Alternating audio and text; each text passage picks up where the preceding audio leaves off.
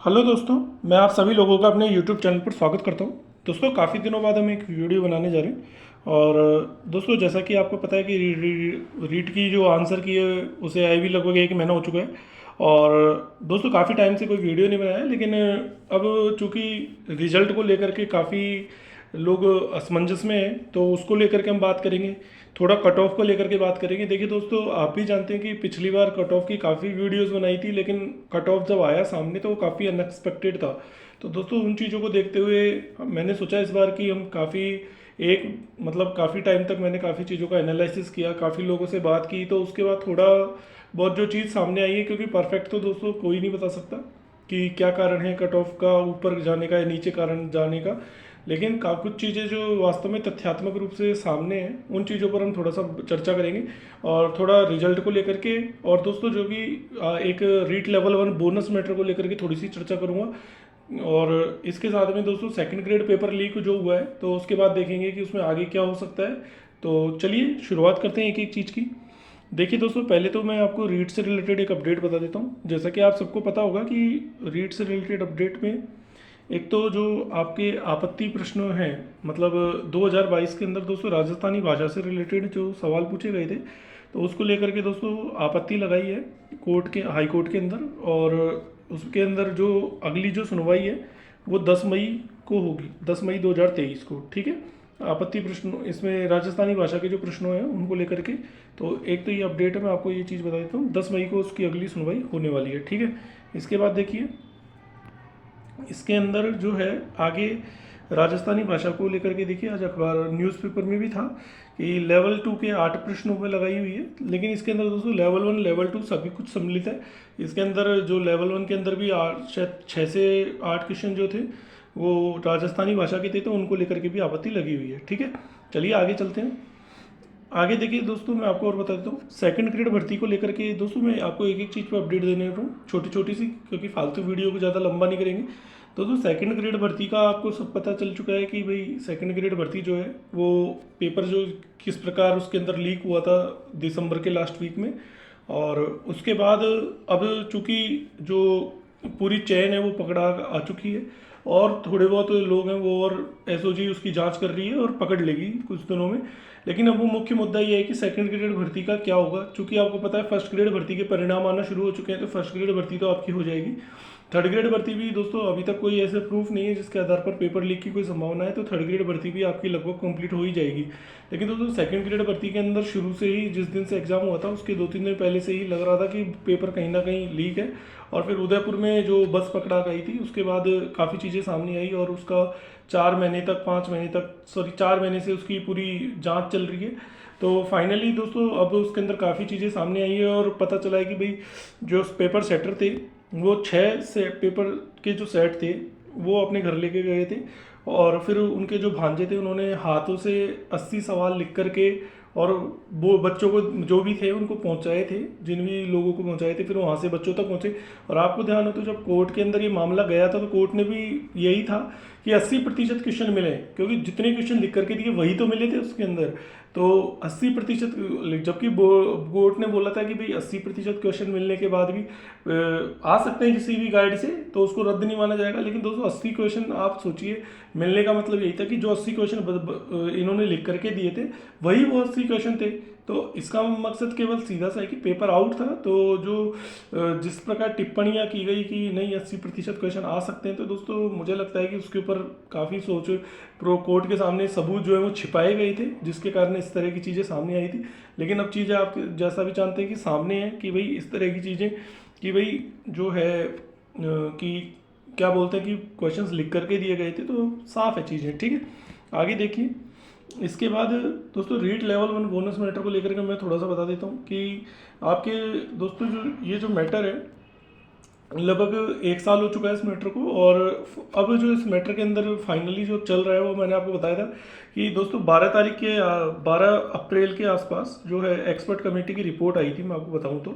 और इसके बाद 19 तारीख को जो है वो जो है क्या बोलते हैं, माध्यमिक शिक्षा बोर्ड के जो सॉरी जो राजस्थान माध्यमिक शिक्षा बोर्ड अजमेर है, वहाँ से जो क्या बोलते हैं अध्यक्ष हैं मेघना चौधरी जी शायद, उनको तलब किया गया था और उसकी आरटी के तहत कोर्ट के अंदर जो है उसकी मतलब सुनवाई हुई थी और उसमें रमेश रोयाल जी ने जो है पैरवी की थी।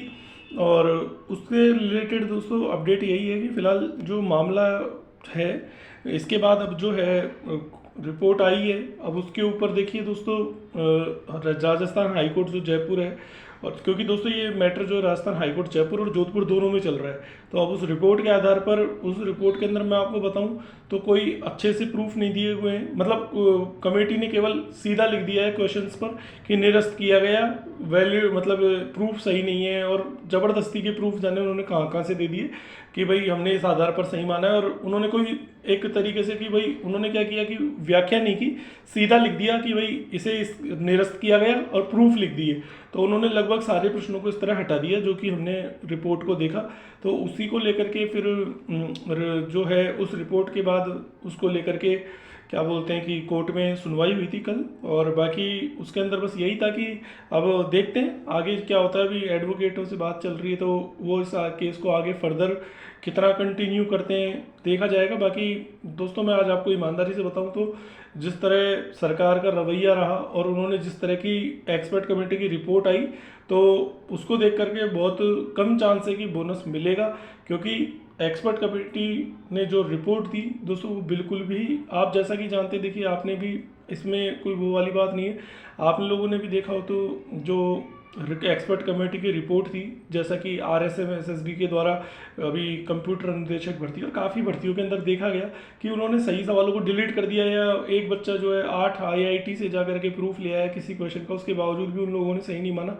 तो दोस्तों ये देखिए बोर्ड पर और कोर्ट पर, सॉरी बोर्ड और सरकार पर निर्भर करता है। अपन लोगों ने कोशिश की, लेकिन मैं अभी भी फिर भी यही कहूँगा अभी देखते हैं आगे क्या होता है। अभी कोर्ट में केस है, मैं ये नहीं कह रहा हूँ कि केस जो है वो बंद हुआ है या फाइल बंद हुई है, ऐसा कुछ भी नहीं है। केस चल रहा है, कोई रिजल्ट आएगा, कोई अपडेट होगी तो वो बताएंगे। जो अपडेट आई थी वो मैंने आपको बताई है, ठीक है। फिलहाल अंतिम इसमें यही कहूँगा कि केस कोर्ट में है और कोई अपडेट होगी तो आपको बता दी जाएगी। जो मैंने आपको बताया वो 19 अप्रैल तक की अपडेट थी कि कोर्ट में केस है और एक्सपर्ट कमेटी की रिपोर्ट के ऊपर विमर्श चल रहा है कि जो भी होगा वो बता दिया जाएगा, ठीक है। अब आगे देखिए इसके बाद, अब दोस्तों मैं थोड़ा सा कट ऑफ को लेकर के आपको बताऊं तो देखिए कट ऑफ का पहले मैं आपको बताने से पहले थोड़ी बहुत चीज़ें सामने रखूं तो आप लोग देख सकते हैं कि आप लोगों के सामने ये वैकेंसी टेबल है पूरी की पूरी। इसके अंदर आपको नज़र आ रहा होगा कि जो जनरल की पोस्ट है ओपन 4489, फीमेल 1298, इस तरह आप देख सकते हैं। EWS 1233, फीमेल 369, OBC 2558 और ये सारा आपके सामने है। तो आप तो ये मान के चलिए कि इतने ही कैंडिडेट सेलेक्ट होंगे और इसका 2 गुना, मतलब 2 गुना, फिलहाल 2 गुना के अंदर लोगों को लिया जाएगा, उसके बाद आगे की बात की जाएगी, ठीक है। तो ये तो आपको समझ में आई गई होगी इतनी बात।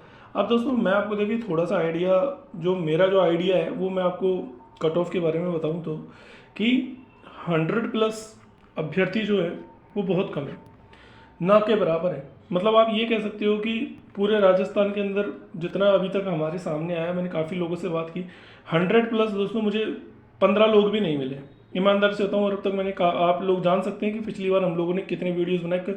कम से कम हमारे पास पिछली बार जिन लोगों के 131-32 नंबर थे और काफ़ी अच्छे स्कोर था, उन लोगों से बात हुई है जिन लोगों ने काफ़ी अच्छी मेहनत की थी, क्योंकि पिछली बार वो कुछ लोग डेट ऑफ बर्थ से रहे थे, कुछ लोग मार्क 1 नंबर से रह गए थे, तो उन लोगों ने काफ़ी मेहनत की थी इस बार। लेकिन दोस्तों उनमें से बहुत कम लोग हैं जिन लोगों के 100+ मार्क्स हैं, मैं आपको सीधा सा बताऊं तो। और ओवरऑल देखा जाए तो लेवल 1 के अंदर राजस्थान के अंदर मैं नहीं मानता कि 4489 कैंडिडेट हैं।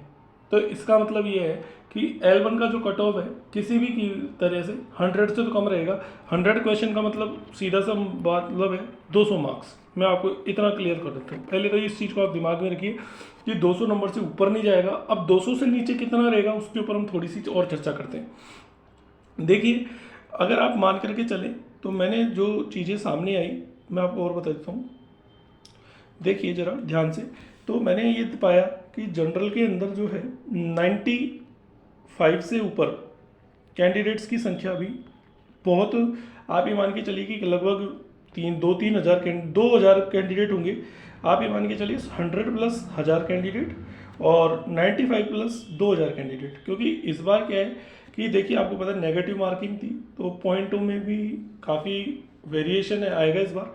लेकिन फिर भी मेरा जो फाइनली अनुमान है वो यही है कि 95 प्लस जो बच्चे हैं जनरल में, वो मेरे हिसाब से सिक्योर है। मतलब 190 मार्क्स से ऊपर जनरल का कट ऑफ मुझे नहीं लगता जाना चाहिए। अब आप ये ना सोचें कि भाई खुद को इंक्लूड करके या हटा करके, तो दोस्तों ये मैं आपको सही बताऊं तो काफ़ी चीज़ों का एनालिसिस करने के बाद ये मैंने काफ़ी चीज़ देखी और काफ़ी लोगों से चर्चा की, उसके बाद में आप सोचिए कि कोई इंसान 1 से 1.5 महीने 2 महीने बाद लगभग आपको ये चीज़ बता रहा है। तो दोस्तों काफ़ी चीज़ें डिस्कस करने के बाद ही ये चीज़ सामने आई है, ठीक है। इसके बाद यदि मैं बात करूँ आपके ओबीसी कैटेगरी, तो आप ओबीसी कैटेगरी का जो मान करके चलिए लगभग यदि सब कुछ सही रहता है तो ओबीसी कैटेगरी का दोस्तों जो कट ऑफ है वो 184 प्लस, मतलब आप ये मान के चलिए 184 का मतलब 92 क्वेश्चन जिन लोगों की सही हैं कट पिट करके, वो काफ़ी अच्छी रेस में हैं। काफ़ी लोग मतलब सिक्योर हो सकते हैं कि उनका सिलेक्शन हो जाना चाहिए 92 क्वेश्चन। इसके बाद हम बात करें EWS, तो EWS को आप 90 क्वेश्चन मान के चलिए। दोस्तों ये जो मैंने 3 और एक MBC SC और ST, तो देखिए दोस्तों SC और ST की यदि बात करें तो लगभग SC और ST का जो मामला है वो 80 से और 85 के बीच में रहेगा दोनों कैटेगरियों का। अब इसको आप खुद समझ सकते हैं कि थोड़ा SC का थोड़ा सा 1-2 क्वेश्चन ऊपर हो सकता है, ST का 2-3 1-2 क्वेश्चन नीचे हो सकता है, ठीक है। जैसे मान लो SC का यदि 84 जा रहा है तो ST का 82 या 81 जाएगा, इतने के आसपास। MBC की यदि बात करें तो MBC का यदि अपन बात करें तो MBC का मामला भी दोस्तों 88 से लेकर के 89 या 90 पर मुझे लगता है। ये दोस्तों मैंने नॉन TSP का बताया है, इस बात का थोड़ा सा ध्यान रखें आप लोग, ये मैंने नॉन TSP की चर्चा की है, ठीक है। तो जो चीज़ सामने थी वो मैंने आपको बता दी है बिल्कुल। और बाकी तो देखिए दोस्तों सबने अपना अपना एनालिसिस किया है, 2-2 लाख व्यूज़ भी लोगों के आए हैं वीडियोस पर, काफ़ी लोगों ने उनको देखा है। लेकिन जो कट ऑफ का मैंने आपको बताया है दोस्तों, ये मैक्सिमम मैंने आपको कट ऑफ बताई है, लेकिन कहीं ना कहीं हो सकता है आपका जनरल की जो कट ऑफ है हो सकता है 90 पर भी आ जाए, लेकिन एक मैक्सिमम हमने लेके चला है कि मतलब जो बच्चा 95 प्लस है जनरल के अंदर या किसी भी कैटेगरी के अंदर, ऑब्वियस सी बात है कि जनरल से ऊपर है, जनरल में 95 प्लस है तो ऑब्वियस सी बात है कि बाकी कैटेगरी तो उससे ऊपर ही होगा तो वो बच्चा सेफ हो सकता है फिलहाल के लिए कि वो मतलब जो लग रहा है जो चीज़ें सामने आई है। बाकी तो देखिए दोस्तों कट ऑफ आएगी जब और अंदाज़ा लगेगा। अब दोस्तों मैंने आपको कट ऑफ का बता दिया है, अब इसके बाद कट ऑफ पर और ज़्यादा मैं चर्चा नहीं करूँगा क्योंकि आप लोग काफ़ी वीडियोस देख चुके होंगे, ठीक है। अब थोड़ा सा मैं रिजल्ट के बारे में आपको बता देता हूँ कि अपना रिजल्ट कब तक आने की संभावना है। देखिए दोस्तों जैसा कि पहले कहा जा रहा था कि बोर्ड चेयरमैन द्वारा भी कहा गया था कि अप्रैल लास्ट वीक में अपना रिजल्ट आने की पूरी संभावना है, ठीक है। तो दोस्तों देखिए इस चीज़ पर मैं अभी थोड़ा, जैसा कि उपेन्द्र यादव जी ने अभी 2 दिन पहले बताया था कि कट ऑफ आपकी 10 मई तक आ सकती है, तो दोस्तों देखिए इस चीज़ को लेकर के आप ये तो मान करके चलिए कि अब अप्रैल में अपना रिजल्ट एक ही सिचुएशन में आएगा, जैसा कि उपेन्द्र यादव जी ने कहा था कि PTI भर्ती का रिजल्ट सबसे पहले आएगा, उसके बाद ही बाकी रिजल्ट आएंगे।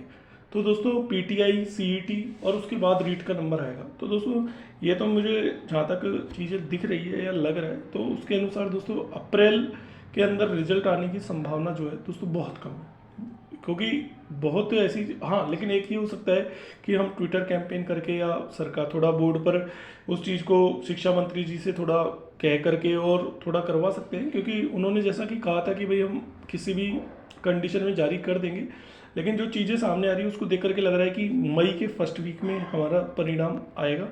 जैसा कि आपको पता है कि भाई 30 अप्रैल को अपना संडे है, तो फिर 1 तारीख से नया वीक स्टार्ट होगा, मतलब 1 मई से। तो दोस्तों 1 से लेकर के और 5 मई के बीच में परिणाम आने की सबसे ज़्यादा संभावना है। फिलहाल जो चीज़ है वो समझ में आई है, जो दिख रहा है वो मैंने आपको बताया है। बाकी हो सकता है परिणाम हमारा अप्रैल के लास्ट, मतलब क्या बोलते 26, 27, 28 में भी आ जाए, लेकिन फिर भी जो चीज़ दिख रही है, क्योंकि आपको पता है कि अभी तक PTI और CET का परिणाम नहीं आया है, उसके बाद ही रीट का परिणाम आएगा। तो फिलहाल जो चीज़ है वो यही है कि हमारा जो परिणाम है वो जो है वो मई के फर्स्ट वीक में ही आना चाहिए, जहाँ तक जो चीज़ समझ में आई है, ठीक है। तो बस इस विषय पर मैंने जितनी भी चीज़ थी वो सारे बिंदुओं को कवर करके आपको एक एक पॉइंट बता दिए हैं। तो फिलहाल इस वीडियो में इतना ही, और कोई अपडेट होगी तो आपको समय समय पर मैं बता दूंगा। फिलहाल इस वीडियो में इतना ही। जय हिंद, जय भारत।